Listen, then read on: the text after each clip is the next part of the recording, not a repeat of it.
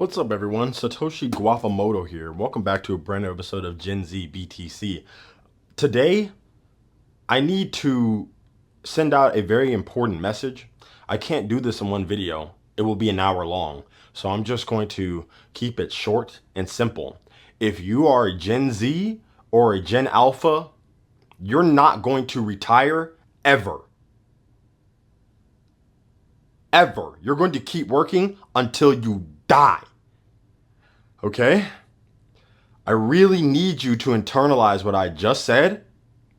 And I need you to realize that your circumstance is not the same as everyone who came before you. The people who were working and who were around the age of 25 back in 1971, they were playing a very different game.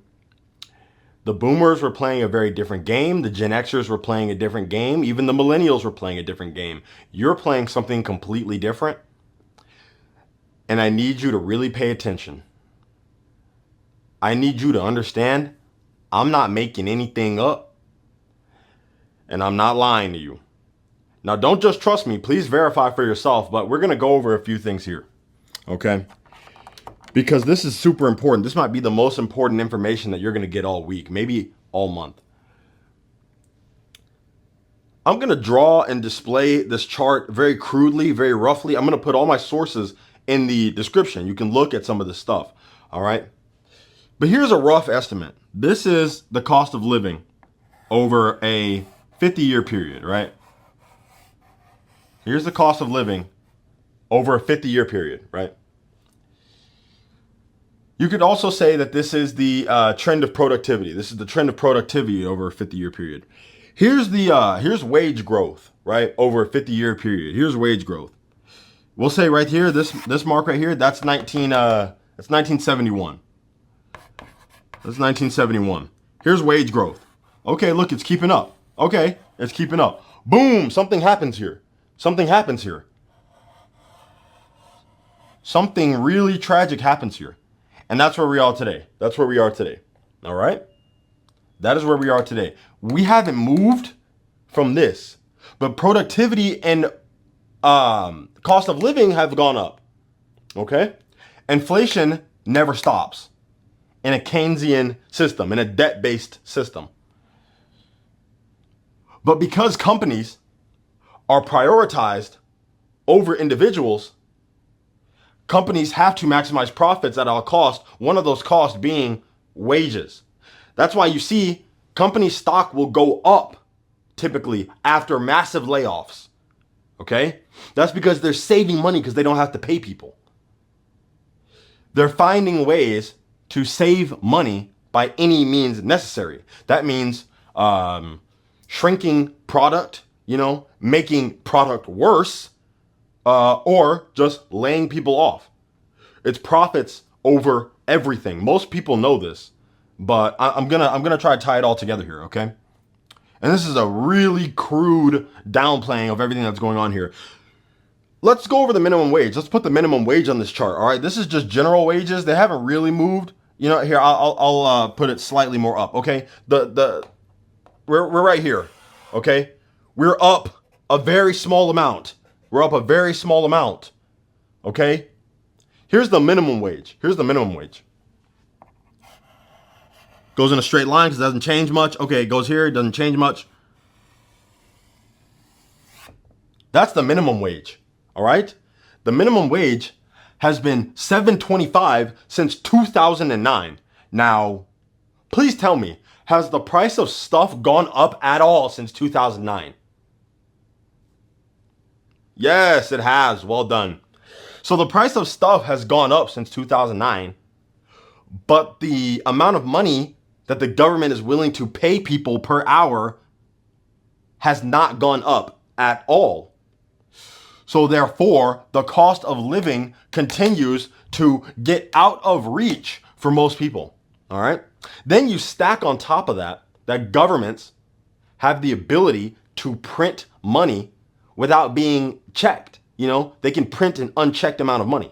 This is what the Federal Reserve does. Everybody knows about the other three branches of government. No one knows about the Federal Reserve. They don't talk about it often. It's not on TV. You don't learn about it in school. You literally don't. I brought it up one time in my history class. I think my teacher didn't even know what I was talking about. You know what I mean? Like my ninth grade history teacher, I brought, what about the Federal Reserve? I don't know. Okay. Anyways, legislative branch. Like, really? Anyways, I just find that really interesting, right? So what happens when you print money is, right, law of supply and demand. If there's a demand for dollars and then you print a huge amount of dollars, then the demand will go down because the demand has been satisfied, right? That means that the price of dollars goes down. The value of dollars goes down. The purchasing power of dollars goes down. It's pretty simple, right? Some people don't believe that, which is, I don't know. I just don't know. But that's literally what happens, okay? That's why we get charts like this. Check the description. I'm putting the chart in there. I'm not just drawing this from, I'm not pulling this out of nowhere. Let's go back to 1971, shall we? Okay. Back in 1971, at the minimum wage at that time, and given the purchasing power of the dollar, you had to work 2,188 hours in order to afford the median new car at that time. How many minimum wage hours do you have to work now to afford the median car? Well, you'd have to work 3 times as much. You have to work 6,621 hours in order to afford the median car now, okay? Because the dollars have become so much worse. They have so much less value. They buy you less stuff, even though you're putting in more work. That's crazy. House, 1971, 14,375 hours you had to put in. House, okay? How many years is that? How many years is that? You know what? Let's find out.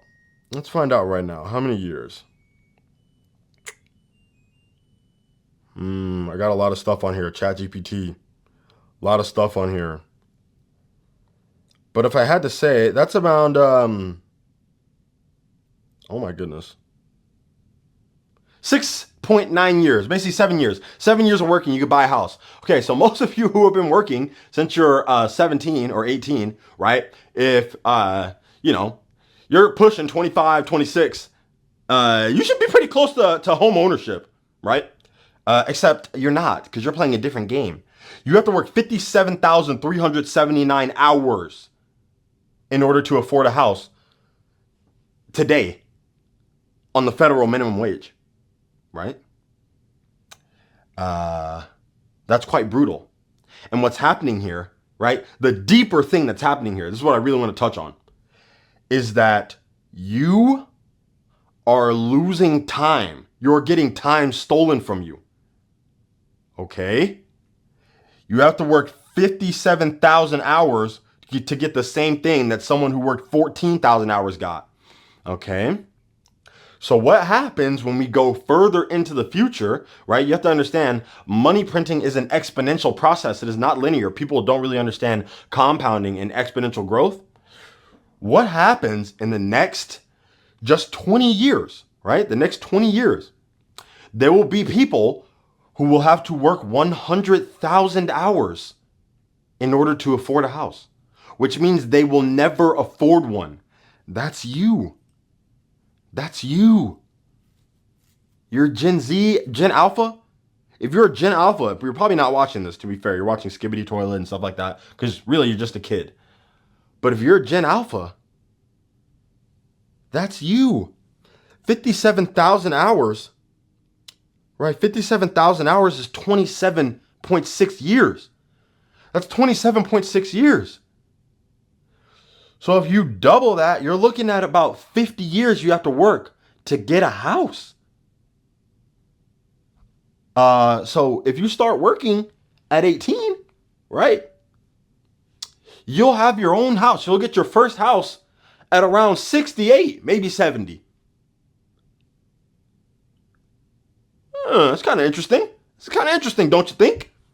I find it kind of interesting. I'm just saying, there's something going on here, right? There's a stagnation in wages, but there's an increase in prices, which means that people can't afford to live, which means that people either get evicted from the houses that they're in, or they get evicted from their place that they're renting, and now they face homelessness. And I don't know if you know this, but it's actually illegal to sleep outside. You know, that's a Supreme Court ruling. So this system is kind of like set up to where you can force homelessness on the people, imprison them, and then you get free labor from prisons. You might not know this, but the 13th Amendment is not actually the abolition of slavery. It's the amendment that allows slavery. It says slavery is actually allowed only if the federal government's doing it. Please look it up. Please look it up. Look it up and come back. Please look it up. Slavery is allowed as long as the federal government is the one doing it. I just find that interesting. So you get a bunch of people into for-profit prisons, and then you get free labor. You get a lot of free labor, which then makes companies more profitable, which then boosts their productivity, which then boosts the cost of living. And then you can keep the wages the same, which means more people can't afford to live. Very amazing, interesting cycle. This is light work, all right? This is extremely basic. I will go into more depth on all this crazy stuff, but you have to understand, you have to do some research for yourself. Nothing I've said to you is a lie. In 1971, Richard Nixon took the United States off of the gold standard. They ended the convertibility of gold into the dollar. And that is where we see a huge disconnect, right? Money lost value in 1971. And since then, we have never recovered. So we're going to go over a solution to this. What can the Gen Zers do? What can the Gen Alphas do? What is something that they can do to preserve their purchasing power into the future so that they don't keep getting poorer and keep getting debased and have to spend more hours getting worse stuff? I've got an idea. I've got a pretty radical idea, right? What about something that is fungible, immutable, scarce, portable, valuable, durable? You know, we need something like that. I don't know what they could, not too sure what they could use, but they're going to need something. They're going to need something fast. This has been Gen Z BTC, Satoshi Guapamoto. Please like and share the video. More shorts coming, a little bit of editing coming. I'm going to make truly good content. We need to, especially as Bitcoiners, if you agree with this message, you have to find a way to communicate value to people where they don't see it, because most people don't see it.